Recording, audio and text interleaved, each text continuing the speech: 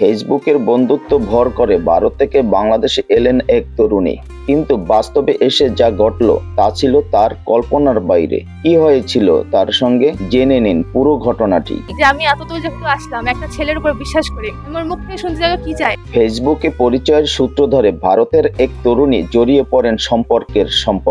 1.5 বছরের আলাপের পর তিনি বাংলাদেশে আসেন তার প্রিয়জনের ডাকে, কিন্তু বাংলাদেশে আসার পর প্রত্যাশিত সাড়া মেলেনি।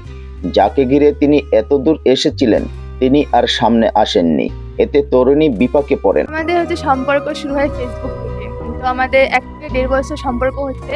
মাঝে আমার বিয়ে ঠিক করে বাসা থেকে। তখন আমাদের কাছে কোনো ওয়ে ছিল না, আমরা তো একে অপরকে ভালোবাসি। তো তখন আমাকে রবি বলে যে তোমাকে কলেজ থেকে তুমি আসো, ময়নাগুড়িতে আসো, আমি এদিক থেকে লোক পাঠাবো, তোমাকে ওইখান থেকে নিয়ে আসবো। এদিকে লোক আর ওদিকের লোক দুই পাশে, মানে ইন্ডিয়া আর বাংলাদেশের দুই পাশের লোক লাগায়। আর রবি আমাকে বর্ডার ক্রস করে। পরে স্থানীয়দের সহায়তায় তাকে নিরাপদ আশ্রয়ে রাখা হয়। 5 দিন অবস্থানের পর আইনগত প্রক্রিয়া সম্পন্ন করে আনুষ্ঠানিকভাবে তাকে ভারতে ফিরিয়ে দেওয়া হয়। নিজ দেশে ফেরার আগে তরুণী বলেন, আমি চাই না আমার মতো কেউ আর এভাবে অসুবিধায় পড়ুক। আমি জানতে চাই যে আমি এতদূর যেহেতু আসলাম একটা ছেলের উপর বিশ্বাস করে, ভালোবেসে, এখন যদি ও আমাকে এভাবে মাঝখানে ছেড়ে দেয়, আমাকে বিয়ে করার কথা বলে এখানে নিয়ে আসছে, ও আমাকে যদি বিয়ে করতে না চায় তাহলে এটার উদ্দেশ্য কি হতে পারে? ওর পরিবার এখন ওকে পরিবারের চাপে, ওর নিজের ইচ্ছায় তো ও এসে আমাকে বলবে। ছেলেকে তো এখন লুকায় রাখা হচ্ছে। আমি চাই যে ছেলেকে আমার সামনে আনা হোক। আমার মুখ থেকে শুনতে যাবে কি চায়। তো এই জন্য এখন আমি চাই যে এটার একটা বিচার হোক। এখানে আমরা জনসাধারণের হাতে পড়ে যাই। পড়ে যাওয়ার পর তখন আমার এখানে চাচুর বাসা আছে, তো ওইখান থেকে মানে মিডিয়াকে স্টেটমেন্ট দিয়ে আমাকে এদিকে নিয়ে আসে।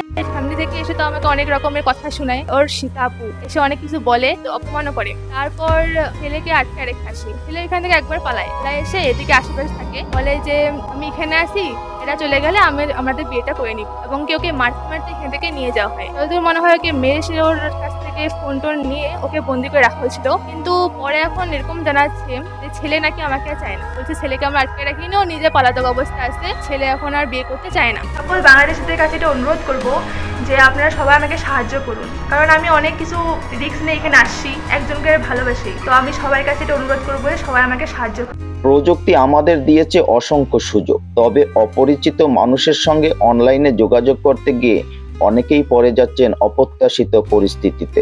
তাই প্রয়োজন সচেতনতা, সতর্কতা এবং পরিবারের সঙ্গে আলোচনা করে সিদ্ধান্ত নেওয়া। স্মরণ রাখবেন, সত্যিকারের সম্পর্ক কখনো গোপন থাকে না, আর জীবনের নিরাপত্তার চেয়ে গুরুত্বপূর্ণ কিছু নেই। সুপ্রিয় দর্শক, ভিডিওটি ভালো লাগলে অবশ্যই লাইক দিন, কমেন্ট করে আপনার মতামত জানান আর শেয়ার করুন বন্ধুদের সাথে। আপনার একটি লাইক, কমেন্ট ও শেয়ারে আমাদের অনুপ্রেরণা।